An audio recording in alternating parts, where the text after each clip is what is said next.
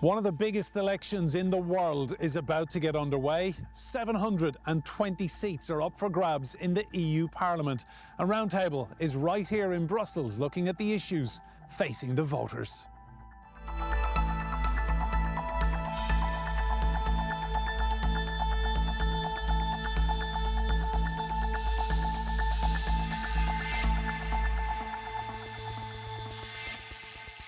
Hello and welcome to this special edition of Roundtable. I'm Enda Brady, and a warm welcome to the very heart of European democracy, Brussels. Key policies for the next 5 years are about to be decided as new representatives are voted in. So, what do the voters of Europe really care about? Europeans are gearing up for a 4-day election bonanza across 27 countries in 24 languages. But EU parliamentary elections don't tend to stir great enthusiasm. In April, an EU-wide survey found only 60% of respondents were interested in the upcoming elections. In the same survey, those polled were most interested in issues around the fight against poverty and social exclusion, supporting public health, as well as support to the economy and EU defence and security. Across the EU, migration was of concern to 24% of respondents. Asylum applications are at a 7-year high, with over 1 million so far. Far-right parties are hyper-focused on reducing migrant numbers. This appears to be popular. The right-wing European conservatives and reformists, as well as identity and democracy parties, are projected to increase their seats from 125 to 183. Perhaps most pressing is the EU's Green Deal. The bloc is largely on track to meet net zero commitments by 2050, but some policies are proving controversial, especially around agriculture. Incoming right-wing parties have promised to take their foot off the accelerator and slow the green transition. The coming years could prove pivotal on many of these issues. Just how far-reaching will this election be for Europe's future? Well, let's meet our guests. Kathleen Depoorter is a Belgian politician and a member of the Chamber of Representatives for the N-VA party. Gamaal el Attar is CEO of the International Federation for Rights and Development. And Beatriz Rios is a freelance journalist specialising in European current affairs. Kathleen, I'll come to you first. And my first question really is, what's the main issue people in Europe are talking about this week? Well, in Belgium, the voters will be thinking about their economic situation, about the ability to buy things, because we've been in an economic crisis. But of course, migration is also a very important topic. We've passed through an asylum crisis, and we had people sleeping in the street, so the government didn't deliver, didn't do their job. In Belgium, we received 36,000 seekers of asylum, so that's a lot. That's 3 times of what was agreed in the European Pact. So it is still a topic. People are worried about how we are going to manage this all. But of the two issues, you think cost of living and being able to afford to buy things, you think that's more important to Belgian people? Yeah, I think right now we're doing campaign, we're on the market, we talk to the people, and they do tell us that they're worried about their future. Will they be able to buy a house, to get the medication that they need and everything? Will the schools be enough equipped for the people? So the well-being is very important. But of course, the situation of migration is very important also. Lots of money is spent to asylum migration. And this is also something that people are worried about when we talk to them on the street. Let's bring in Gamaal. Yes. What's your reading of this week in Europe? What's the number one issue? I think cost of living will always be number one because people are very disappointed. People are disappointed of their own governments not doing the job they are elected to do. People are disappointed of EU not being able to fix big issues. War by their frontier. This is something Europeans actually never ever expected, to have a war by their own frontier.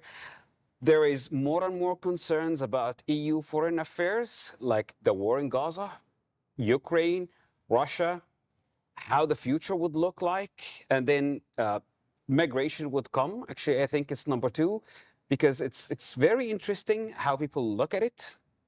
Mainly, this is the fuel the far right is using to get more and more votes, saying this is your problem. Without these people, your cost of living will be lower.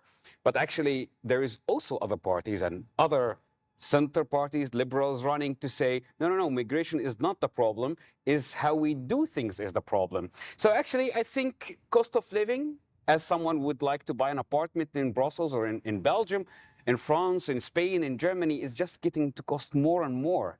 The prices are just stacking. So, Beatrice, what's your view of Europe this week? What's the number one issue? Well, I think when we talk about European elections, we need to keep in mind that we're talking about 27 countries with 20 different realities. And so depending on the country that you point to, you're going to find out that there is this one single topic there that is going to drive voters. And I think that varies from a country to another. In Poland, it might be security and defense because they're much closer to Ukraine and therefore they feel the threat of Russia. If you go to France or you go to Germany, it might have a lot to do with farmer protest and climate action. And if you go to Italy or Spain, it might be related to migration, but it might be also related to national topics, such as in the case of Spain, the amnesty law, because it had been centered by some of the political parties there. But I do agree with the other guests that the cost of living is definitely one of the issues that most Europeans point to when they talk about their frustration with politics and their call for action. The reality, though, is that the EU has limited competencies when it comes to those issues, when it comes to the cost of living, when it comes to access to housing, which is also an issue driving voters. So sometimes what we see is the frustration of voters on issues that relate to the competencies of their national government being shown in their vote in the European elections. Kathleen, how concerned are you about the rise of the far right? We're seeing a lot of polling across Europe this week that the far right are really on the move. Does this worry you? Yes, it worries me. And surely because we live in Belgium and Belgium is next to Holland and we've seen what's happened in the Netherlands with the elections. So we have to be careful and we have to be careful to protect our rights when we're talking about the far right. Also the rights of the migrants when they come here. We're also very conservative. My party is a conservative party. We want to externalize the asylum applications, so that when people have the application for asylum, that they come directly to the member state. But we're for an inclusive society. And of course, everyone who comes to our country, we want to take care of them if they are integrated. And then we want them to learn our language and to work. And then they're a citizen as everyone else. So it does concern me very much. Yes, also female rights, abortion, for example. We have to be careful. Geert Wilders has done extremely well in Dutch politics. How much will that knock on to what happens in Belgium and what Belgian people are thinking? Well, it does knock on, but there's a huge difference between the Netherlands and Belgium. The fact is that we're two democracies. We have the Flemish democracy, the Wallonian democracy. And the Wallonian parties don't want to talk with the far right, the Flemish far right. So voters are kind of blinded when they vote for far right in Belgium because they look at the Netherlands and then they think that a far right will be able to join the government, but this will never be able in Belgium because we have this cordon sanitaire. So this means that the French-speaking parties don't even speak to the far right from the Flemish side. So this is a strange situation, but it might have a huge impact on our government and the forming of a government. Yeah. Gamaal, just on that issue of the far right, how concerned are you about what's happening this week? Well, on a very short run, I'm very concerned because they are going to rise. Most likely they're going to win a lot at this time, but then they will fail. That's the thing on the long run that is very good about the rise of the far right so fast that they're going to fall also so fast. So for the coming 5 years, it might look like dark years for EU, in particular, some countries where they're going to win a lot. Exit have been promised by Geert in the Netherlands. It's the Netherlands' exit from the European Union. And I think this will never happen. Never going to happen, you reckon? Alternative for Deutschland is not doing well. There is this Meloni, Le Pen. So there is a lot of things happening in the far right itself. They are not stable. And I don't think they can deliver what they promised. Then, in 5 years, it will be the rise for parties like Volt, like Denk, in the Netherlands, in Belgium. Volt is like a pan-European, so they are in Spain, in Italy, in Germany. So these kind of parties that actually not going too far, but rather progressive, they will gonna win.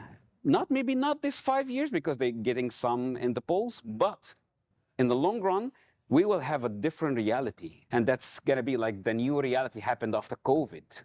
Let's bring in Beatrice. Beatrice, your reading of the far right this week across Europe. I agree with Gamaal that to some extent in the countries where we have seen the far right in power, they have not achieved what they were promising to their voters, and therefore in the next election we have seen them lose. But I think when it comes to the European level, it's a lot more complex than that, because it doesn't work exactly like a country. So having a bigger representation of the far right in the European Parliament means potentially a more fragmented parliament, and that has a lot of impact in the way that decisions are made. First, because we have seen in the past few years that the parliament serve as a form of compensation of the position of the council, that is what represents the member state that tends to be a lot more conservative in European politics. And when it comes to the parliament, they were offering a more progressive, more European view. But if we have a lot of representation of the far right, that can change. But it can change also if they cooperate with the conservatives and the Christian Democrats, because then they would have an alternative majority to the rest of the European political families, right? And this can have an impact. It can have an impact because we will see a lot less progress in policies where the EU has played a fundamental role, both at European level and at global level: fight against climate change, regulation, AI, tech companies, progress in terms of social rights. And that also diminishes the soft power that the EU has in the world, but also because those political parties tend to believe less in European integration, and therefore we could be moving in the next 5 years into a more fragmented European Union and a less strong European Union at a moment that is fundamental, especially considering that we also have elections in the US in November, and that could be a big turn. Kathleen, in some European countries this week, 16 and 17-year-olds will be able to vote. How important is the youth vote this week? Yes, in Belgium, the 16 and 17-year-olds, they are going to vote for the first time. It is, of course, very important because it's the new generation that is going to vote for the first time, and that is really right now going to say where they want to head on, whether climate is the first priority, or health, or security, because as Gamaal said, we're in a very strange situation with the war that is very near to Europe. So I think it is good that the youngsters are going to participate for the first time, and we have quite a lot of election programs here in Belgium working with the youngsters so that they really are aware of what they are voting for. So it's good. It's a good initiative. And tell me, a lot of your colleagues are on TikTok. I see politicians now getting huge followings on TikTok. Are you tempted? I'm not really a fan. My collaborators are on TikTok for me. They said you should be there. But what is my problem with this kind of media? That is that you can't really pass a message. I don't believe in politicians who are going to solve all the problems of the world in one sentence or in a little dance. I believe more in a real conversation, and I think that TikTok lacks that. And so it's a bit pity that politics, which is a really serious issue, and people should take their rights and know what they're voting for, that is now diminished to Social media and a TikTok song or a quote. Gamaal, how important for you is the youth vote, young people getting out, exercising their vote this week? Well, Belgium is one of the very few countries that have 16 years obligated to vote. One of them. And actually, young people that are voting for first time, there are thousands of people in Europe, and they are actually a power. If you look at it, that at the end of the European elections, all the parties will go follow into European families of groups. So actually, it might change something. And what the young people are saying today is an impact in 10 years, because they're going to vote again and again. And they are not actually being reached enough, as if I may say, because just a good example, there was a German MIP that was elected 5 years ago only because he's a gamer in Twitch, and he told all the people follow him, go please vote for me. And then guess what?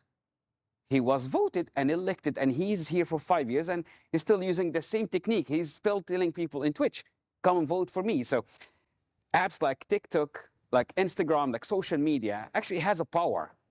We can't just overview that or overlook it. As a matter of fact, however, we can't also make it so big. We can't only rely on politics that's happening in TikTok and Instagram.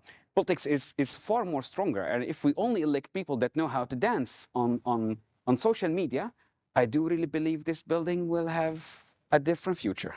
Beatriz, talking about harnessing power, a French far-right politician called Jordan Bardella, he has really harnessed TikTok, hasn't he? Yeah, indeed, he's very active. And the way he's doing it is indeed trying to approach people, show himself as someone like a regular citizen that goes to the market, have a drink, goes out, chat with people. And so it's a very smart way of trying to touch a different audience than the one you would get with traditional media. And I think that's because indeed youth voters are more and more important in these elections. When we were talking about the main issues up for discussion, some of them are going to be defining the future of those voters, and therefore they are important in this election. But the problem is that they are disengaged. So these politicians being active in the places where they are most present is a way of trying to engage with them. If only the far right does it, then what you get is more young people voting for the far right. In the last election in 2019, the Greens were doing very well with that. And a lot of young voters were going into the streets demanding more climate action, and then they allowed the Green political parties to gain a lot of support in the European Parliament.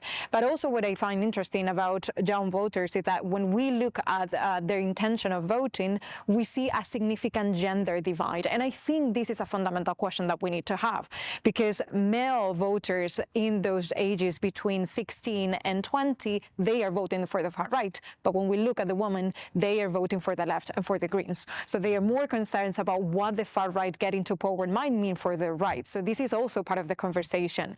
And also I think that what we see is that they are a lot less likely to vote because they consider that the issues that are important for them are not part of the conversation. So I think European politicians should be thinking about how to engage with those voters and how to bring those topics into the conversation about the European elections so that they are part of this election as well. Kathleen, I want to ask you about Giorgia Meloni of Italy.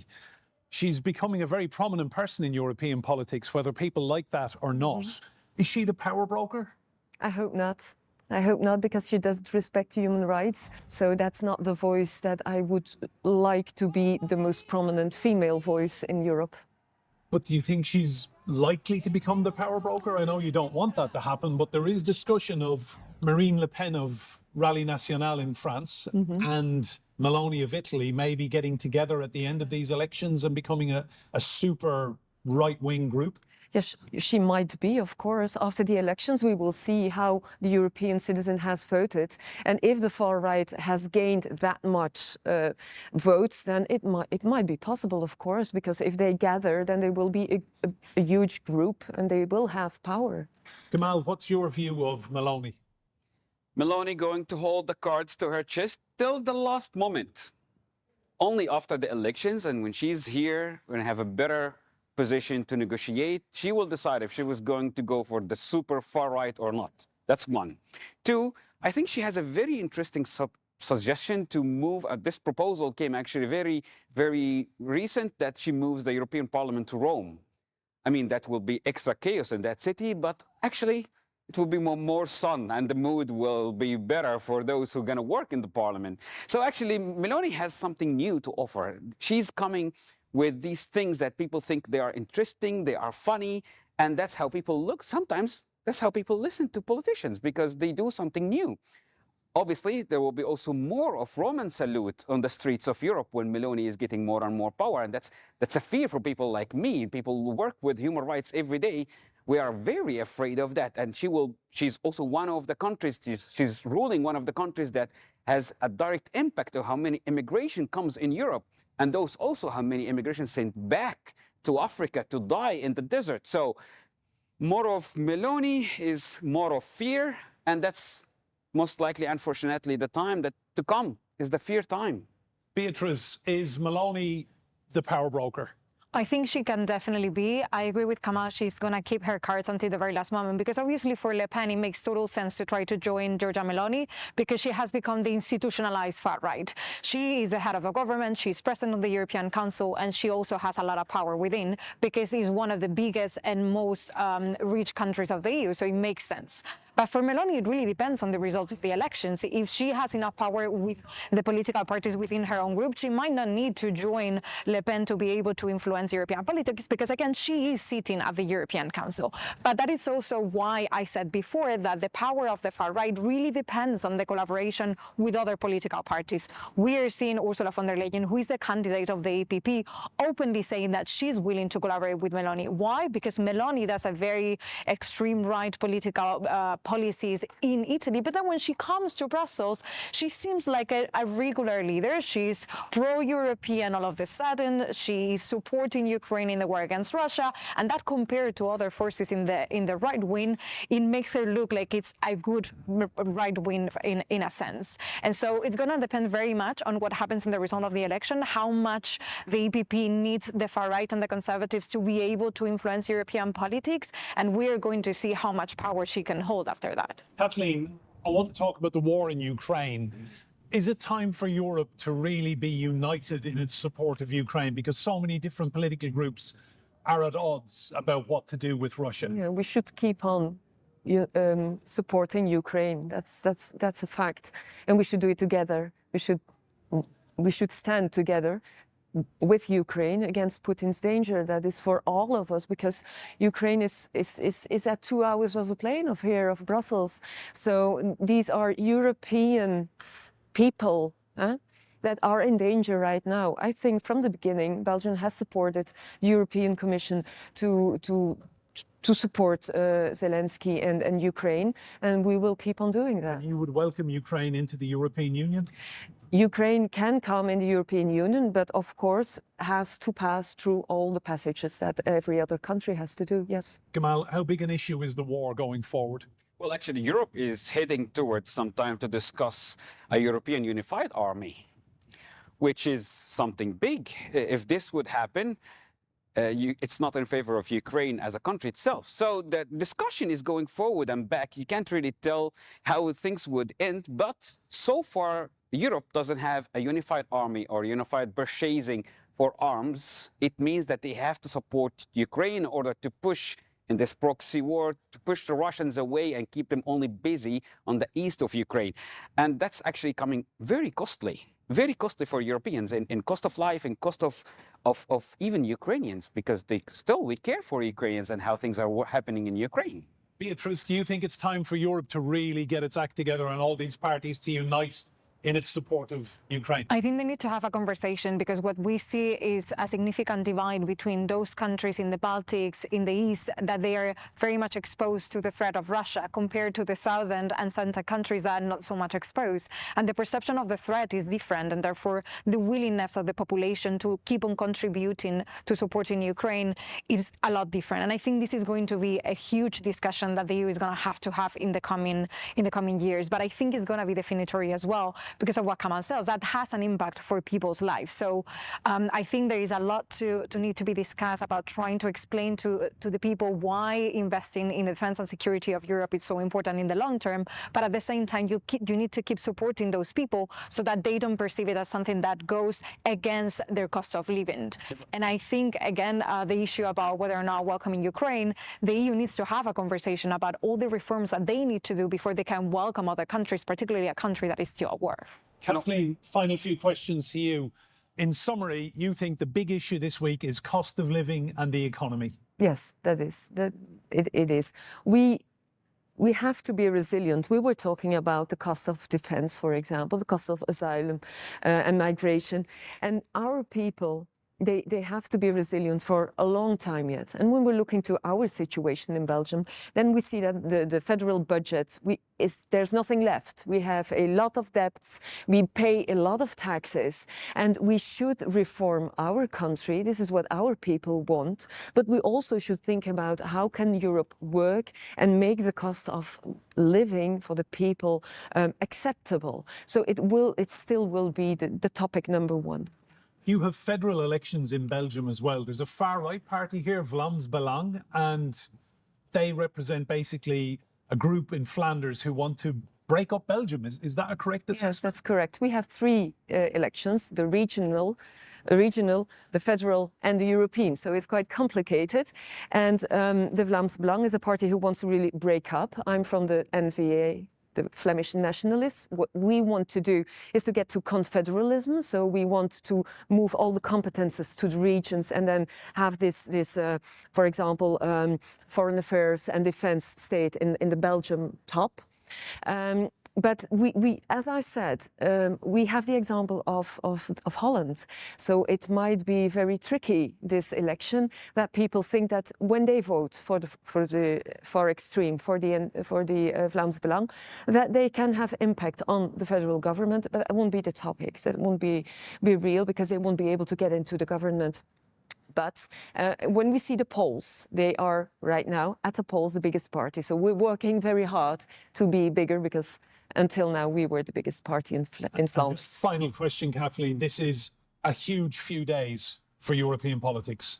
Of course, democracy is the most beautiful thing that we ever invented, and we should use our rights to vote because right now, what is at stake? It is the violence that is at stake, the war, our economic competences. Are we able to buy a house? Are we able to have healthcare that we need? And of course, the human rights are also at stake. Get to that voting center and do your thing. Choose whoever you want, but democracy is so beautiful. We should go on. Kathleen, Gamaal and Beatriz, thank you all so much for your contribution. Remember, you can see more debate and discussion. Just search for our YouTube channel, TRT World Roundtable with me, Enda Brady. Thanks for watching us here in Brussels, and from all of the panel, goodbye, and we'll see you soon.